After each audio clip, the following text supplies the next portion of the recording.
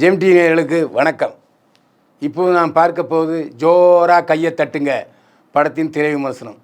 ஜோரா கையை தட்டுங்க படத்தில் யோகி பாபு, சாந்தி ராவ், ஹரீஷ் பராடி, கல்கி, வசந்தி, மணிமாறன், ஜாகிர் அலி, அருவி பாலா, ஸ்ரீதர் கோவிந்தராஜ், மூர், மேனகா, வர்ஜாசன், நைரா ஆகியோர் நடித்திருக்கிறார்கள். Vignesh millennium and K Prakash கதை திரைக்கதை வசனம் எழுதி இயக்கியிருக்கிறார்கள்.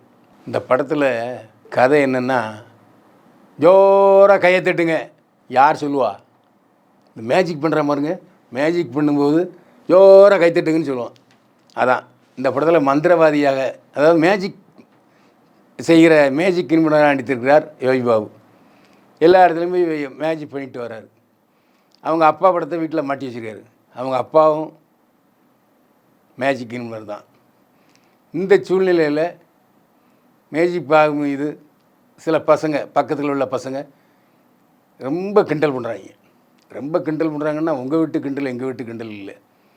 மனுஷனாகவே யோகி பாபு மதிக்கிறதில்லை. எவனுக்காக கோபம் இருக்குமா அதை யோகி பாபுக்கும் கோபம் வருகிறது. தன்னை எதிர்த்தவர்களை தந்திரமாக, யாருக்கும் தெரியாமல் ரகசியமாக கொலை செய்கிறார். இதுதான் கதை. வழக்கமாக காமெடி செய்கிறவர் யோகி பாபு. இந்த படத்தில் போய் சீரியஸாக நடிக்க வச்சு அவரையும் குடும்பப்படுத்தி நம்மளையும் குடும்பப்படுத்தியிருக்கானுங்க. தாழ முடியலடா சாமி.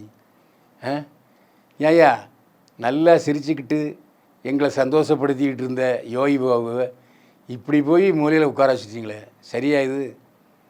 அதுவும் ஒரு 3-4 நாள் காய்ச்சிட்டு வாங்கிப்பாங்க போல் இருக்குது. அவ்வளோதான். அதாவது சுடுகாட்டை போய் திடீர்னு எழுந்திரிச்சு உட்கார்றாரு. போய் தனி மனுஷனாக போய் பெரிய வீரமாய் செஞ்சு அவனை உள்ளே விட்டு அவனை மேலே தூக்கி போடுறாரு. நம்புகிற மாதிரியா இருக்குது. ஏன், எதுக்கு?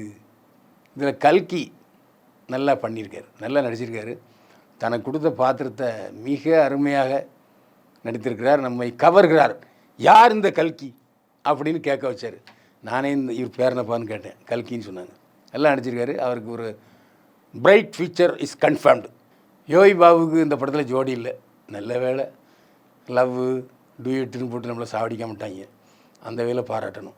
இந்த படத்தை பொறுத்த வரைக்கும் முழுக்க போர் அடிக்குது, கொரட்டை வருது, தூக்கம் வருது. ஒரு யோகி பாபு என்ற காமெடி நடிகரை இப்படியா பயன்படுத்துறது? ஏயா, இன்னைக்கு தான் சந்தானம் நடித்த படம் வந்திருக்கு, சூரியன் நடித்த மாமன் படம் வந்திருக்கு, ஜோரா கை தட்டுங்கன்னு யோகி பாபு படம் வந்திருக்கு. இதில் கடைசி வரிசையில் இருக்குது ஜோரா கை தட்டுங்க யோகி பாபு. யாரோ ஒருத்தர் இந்த யோகி பாபு கோடிக்கணக்கில் சம்பளம் வாங்கிட்டு இருக்காண்டா, அவன் மார்க்கெட்டை எப்படியாவது சின்ன பின்ன படுத்துன்னு திட்டம் போட்டு படம் எடுத்த மாதிரியே தெரியுது. எங்கே ஜோரா கை தட்டுங்க? முதுகில் தான் டைரக்டர் முதுகில் தான் சாத்துன்னு போல தோணுது. அருணகிரி இசையமைத்திருக்கிறார். பின்னணி இசை கொஞ்சம் தூக்கலாக இருக்குது. இதில் பாட்டும் இல்லை, ஒரு இளவும் இல்லை. அவர் பாவம் என்ன செய்வார்? மியூசிக்கில் பேக்ரவுண்ட் மியூசிக்கில் ஸ்கோர் பண்ணுறாரு. ஸ்டண்ட் அமைத்திருக்கிறார் மிரட்டல் செல்வா. அவருடைய கோஸ்டியூம், மிரட்டல் செல்வாவுடைய ஸ்டண்ட் நடிகர்கள் நிறைய ஒர்க் அவுட் பண்ணியிருக்காங்க. அது நல்லா இருக்குது. வித்தியாசமெல்லாம் கொஞ்சம் ஸ்டண்ட்டு காட்சிகளை அமைத்திருக்கிறார்கள். மிரட்டல் செல்வா பாராட்டுவதற்குரியவர். விக்னேஷ் மில்லேனியம், பிரகாஷ் 2 பேர் இணைந்து கதை திரைக்கதை வசனம் எழுதி இயக்கியிருக்கிறார்கள்.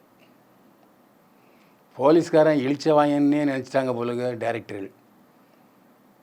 போலீஸ்காரங்களுக்கு ரொம்ப அறிவுண்டு என்பதை மறந்துவிட்டார் விக்னேஷ் மில்லியம் டைரக்டர்.